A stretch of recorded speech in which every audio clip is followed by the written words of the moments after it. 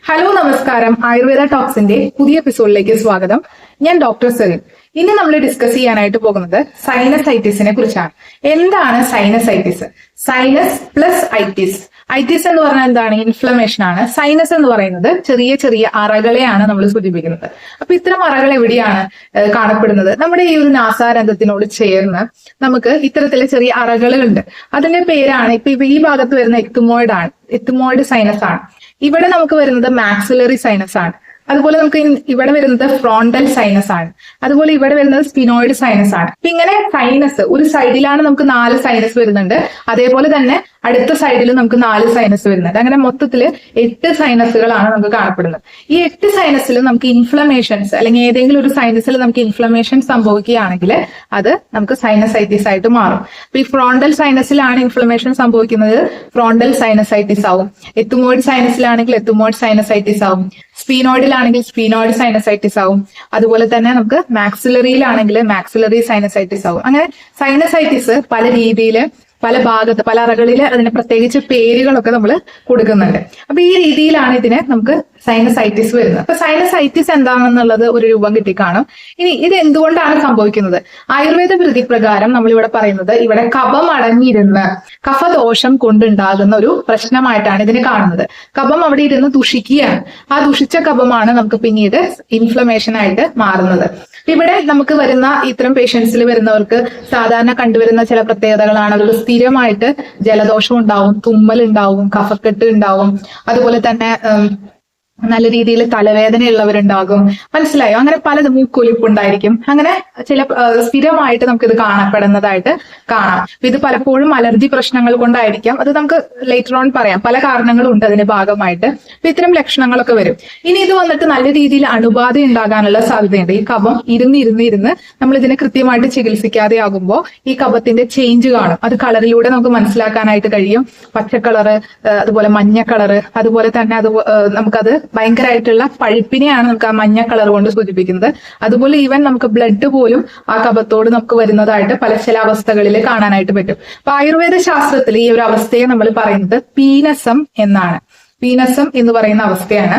ഇത് മനുഷ്യന്മാർക്കാണ് വരുന്നത് കൂടുതലായിട്ട്. കാരണം മനുഷ്യന്മാരുടെ ഈ ഒരു നാസാരന്ധം എന്ന് പറയുന്നത് നമുക്കിങ്ങനെ സ്ട്രെയിറ്റ് ആയിട്ട് നിൽക്കുന്നതായതുകൊണ്ട് നമുക്ക് കഫം ഒരിക്കലും ഈ രീതിയിൽ നമുക്ക് ചിലപ്പോൾ തുപ്പിക്കളഞ്ഞു പോകാനോ അല്ലെങ്കിൽ അത് നമുക്ക് കൃത്യമായിട്ട് പുറത്തേക്ക് വരാനോ സാധിക്കാതെ അത് അവിടെ അടഞ്ഞിരിക്കുകയാണ്. അതുകൊണ്ടാണ് ഇത്രയ്ക്കും പ്രശ്നങ്ങൾ ബുദ്ധിമുട്ടുകൾ നമുക്ക് വരുന്നത്.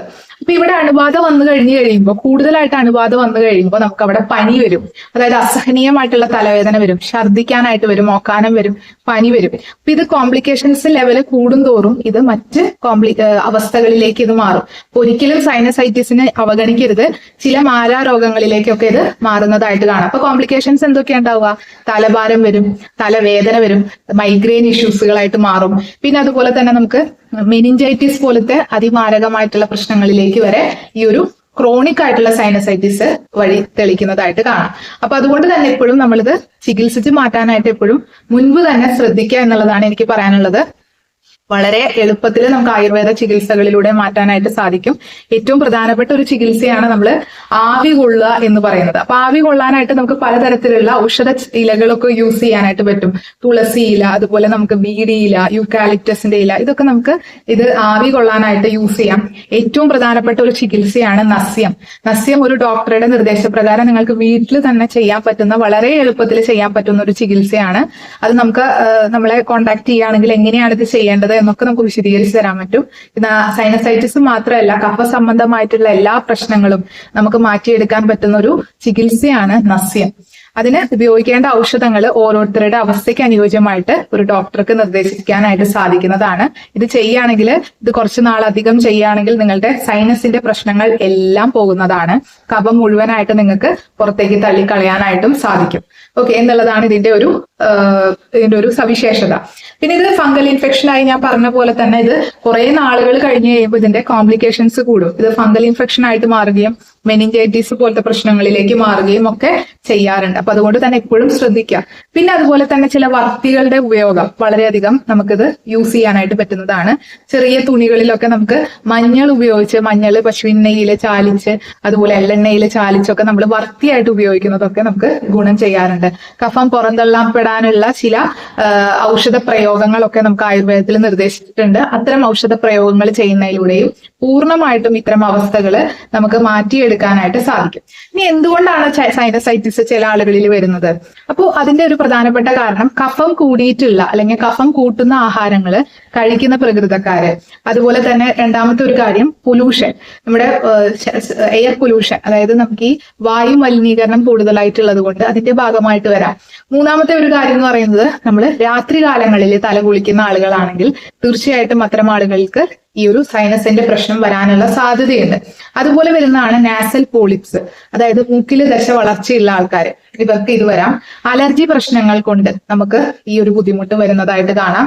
അതുപോലെ നിങ്ങൾക്ക് എല്ലാവർക്കും അറിയാം നമ്മുടെ ചെവി, മൂക്ക്, തൊണ്ട ഇത് മൂന്നും കണക്റ്റഡ് ആണ്. അപ്പൊ ഇതിൽ ഏതെങ്കിലും ഒരു അവയവത്തിന് ബുദ്ധിമുട്ട് വരുന്ന അവസരത്തിൽ അത് തീർച്ചയായിട്ടും മറ്റു ഭാഗങ്ങളിലേക്കും വ്യാപിക്കാനുള്ള സാധ്യതയുണ്ട്. ഒന്നിൽ ഇൻഫ്ലമേഷൻ വന്നാൽ മറ്റു ഭാഗങ്ങളിലേക്കും ബാധിക്കും. അപ്പൊ അതിൽ ഏതെങ്കിലും ഒരു ബുദ്ധിമുട്ടുണ്ടോ എന്നുള്ളതും കൂടി നമ്മൾ ചോദിച്ചറിയേണ്ടതുണ്ട് പേഷ്യൻസിനോട്. അതുപോലെ തന്നെ ഞാൻ നേരത്തെ പറഞ്ഞ പോലെ അലർജി പ്രശ്നങ്ങൾക്കൊക്കെ നമുക്ക് ആയുർവേദത്തിൽ വളരെയധികം മാറ്റിയെടുക്കാൻ പറ്റുന്ന ചികിത്സാ രീതികളുണ്ട്. അത് എടുക്കുകയാണെങ്കിൽ തീർച്ചയായിട്ടും നമുക്കിത് ആയുർവേദത്തിലൂടെ മാറ്റിയെടുക്കാനായിട്ട് സാധിക്കുന്നതാണ്. അതുപോലെ തന്നെ നമ്മൾ ചില പ്രയോഗങ്ങളുണ്ട്. ഇപ്പൊ ചുക്ക്, കുരുമുളക്, തിപ്പലി പോലത്തെ പ്രയോഗങ്ങൾ നമുക്ക് ചെയ്യാം. അത് വളരെ ഗുണം ചെയ്യുന്നതാണ്. അതുപോലെ തന്നെ നമ്മൾ പേഷ്യൻസിനോട് പറയുന്ന ചില ഫുഡ് ഐറ്റംസ് ഉണ്ട്. അത് ഓരോരുത്തരുടെ അവസ്ഥയ്ക്ക് അനുയോജ്യമായിട്ട് നിങ്ങൾ അത് ഉപയോഗിക്കരുത്. അത്തരം പഥ്യങ്ങളുണ്ട്. അത് ചിലപ്പോൾ തൈര് ഉപേക്ഷിക്കാനായിട്ട് പറയാറുണ്ട്. ഡയറി പ്രൊഡക്ട്സ് ചില സമയങ്ങളിൽ ചില ആളുകൾക്ക് ബുദ്ധിമുട്ട് വരാറുണ്ട്. അതുപോലെ തന്നെ മറ്റു ചില ആഹാര പദാർത്ഥങ്ങളുണ്ട്. അത് നമ്മൾ കൃത്യമായിട്ട് അവരുടെ അടുത്ത് പറയും. അത്തരം കാര്യങ്ങൾ ഉപേക്ഷിക്കാനും നമ്മൾ നിർദ്ദേശിക്കാറുണ്ട്. ഇതൊക്കെ ചെയ്യുമ്പോഴാണ് തീർച്ചയായിട്ടും ഒരു പൂർണ്ണമായിട്ടുള്ള റിസൾട്ട് ഇത്തരക്കാർക്ക് കിട്ടുന്നത്. അപ്പൊ ഇവിടെ ഔഷധം പ്രധാനപ്പെട്ടതാണ്. പഥ്യം മാത്രം പോരാ, ഔഷധങ്ങളും കഴിക്കണം. അതെങ്ങനെ കഴിക്കണം? ഒരു ഡോക്ടറുടെ നിർദ്ദേശപ്രകാരം ഡോക്ടറുടെ അടുത്ത് നിങ്ങൾ കൺസൾട്ടേഷൻ എടുത്ത് നിങ്ങൾക്ക് ചെയ്യാനായിട്ട് സാധിക്കും.